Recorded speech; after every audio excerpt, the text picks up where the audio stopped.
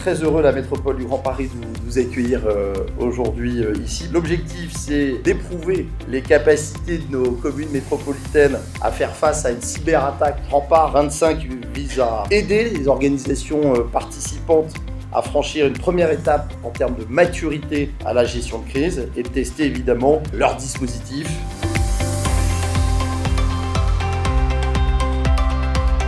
INRIA pilote un programme national de cybersécurité pour le compte de l'État, dans le cadre de ce que l'on appelle l'agence de programme en numérique, qui a été lancée il y a 2 ans pour structurer l'effort de recherche et l'innovation dans le numérique. L'objectif ici, c'est de vous sensibiliser dans vos métiers à l'impact d'une crise cyber, d'une crise d'origine cyber, sur vos métiers, et puis apprendre à réagir.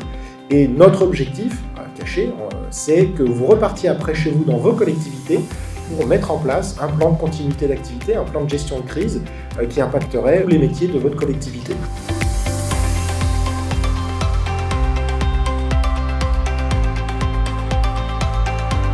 L'ANSSI a fourni un exercice avec un template générique et nous on l'a vraiment adapté pour qu'il soit plus humain pour les collectivités territoriales. Ça a été très intéressant de voir à quel point il y avait un sentiment vraiment de communauté, une entraide et un échange constant. Dès qu'il y avait le moindre stimuli qui arrivait, dès qu'il y avait la moindre décision à prendre, il y avait vraiment un effort collaboratif.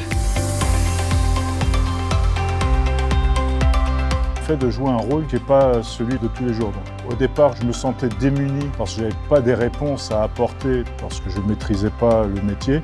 Mais après, on comprend qu'on ne doit pas apporter des réponses techniques. On rentre dans une procédure où on doit travailler les réflexes et voir l'organisation et le comportement liés à cette cellule de crise autour de notre métier. Lorsqu'on n'est pas du métier informatique et on ne sait pas quoi faire, ça touche tous les univers et toutes les dimensions. Ça impacte le technique, l'humain. Il va falloir penser comment structurer, prioriser, comment communiquer pour gérer la crise de manière la moins stressante, on va dire. La crise cyber a ses spécificités et ça aussi, on ne les voit pas obligatoirement en tant que DSI, mais en échangeant avec les autres rôles, c'est parfait, on a une vision beaucoup plus globale et beaucoup plus pertinente.